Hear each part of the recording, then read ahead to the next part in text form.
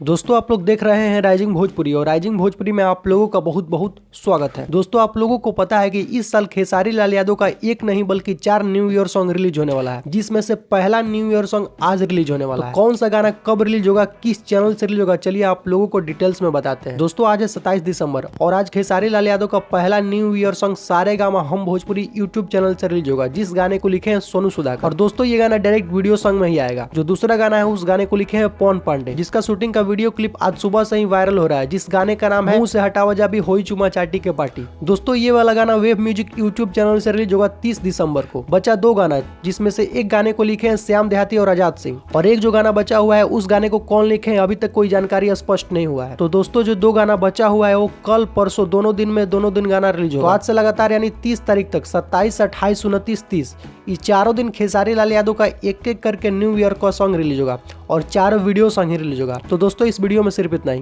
Video पसंद आया हो तो वीडियो को लाइक कीजिए, चैनल पर नए हैं तो चैनल को सब्सक्राइब करके बेल आइकन को प्रेस करके नोटिफिकेशन को ऑल कर लें।